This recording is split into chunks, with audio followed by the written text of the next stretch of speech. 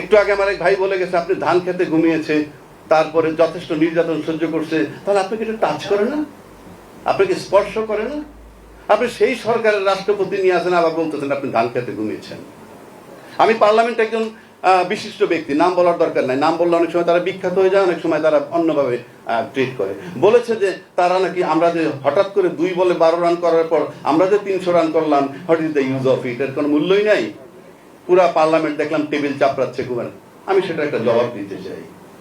আচ্ছা ধরুন আপনি 2008 নির্বাচনের পর 100 রান করতে করতে 2014 নির্বাচন হইল, তারপরে আরো 100 রান করার পর 18 নির্বাচন হইল, তারপরে আরো 100 রান করার পর 2024 নির্বাচন হয়ে গেল, 300 রান করে ফেললেন বহাল তবিয়তে সরকার। ঠিক সেই মুহূর্তে ওই নির্বাচনের পর যদি 29 সাল পর্যন্ত থাকতো, আপনারা আরো 100 রান করতেন, কিন্তু সরকার যাইত না। সেই সময় আমরা ক্রিকেট খেলায় দেখেছি এরকম ঘটনা, কি সব শেষে দেখা যায় একজন বলার ব্যাটসম্যান লাস্ট উইকেট, হয় 1 বলে 3 রান, 1 বলে 5 রান, ঠিক সেই মুহূর্তে উনি একটা 4 কিংবা 6 মেরে জয়সূচক রান করেন, এটাই চূড়ান্ত বিজয়। সুতরাং আপনার এই যে রানের কথা বলতেছেন, এগুলো চলে না রে ভাই।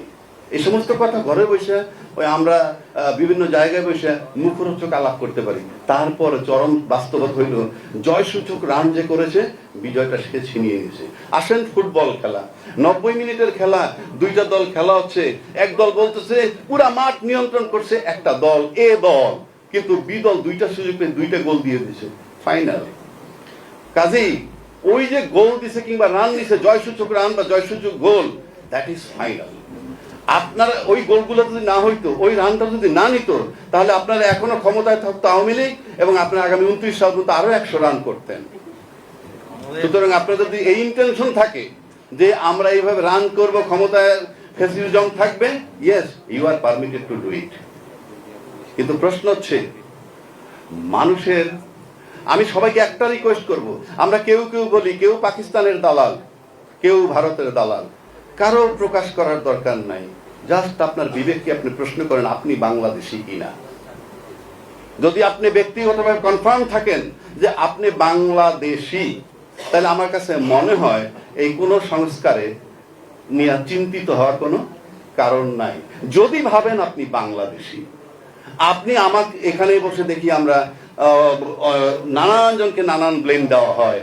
আমরা এটাও শুনেছি গত সরকারের সময়, এই অন্তর্বর্তীকালীন সরকারের সময়, কি ধান খেতে যারা ঘুমিয়েছেন তারা নাকি 12 বছর যাবৎ আওয়ামী লীগকে সরানোর জন্য চেষ্টা করছে। তো 12 বছর যাকে সরানোর জন্য চেষ্টা করছে তারা 15 বছর ক্ষমতায় ছিল। আর একটা অন্তর্বর্তীকালীন সরকার আসছে, তাকে সবাই সহযোগিতা করছে, কিন্তু উনি 18 মাস সুস্থ থাকতে পারেননি। কোন ইন্ডিভিজুয়াল কিন্তু দাবি দেওয়া করে না। আমরা দেখছি অন্তর্বর্তীকালীন সরকার আসার পর 150-200 রকমের আন্দোলন হয়েছে, তাদের দাবি দেওয়াগুলো কি সব পূরণ হয়ে গেছে? অন্তর্বর্তীকালীন চলে যাওয়ার পর এখন আন্দোলনটা কোথায়? একটা আন্দোলন তো দেখ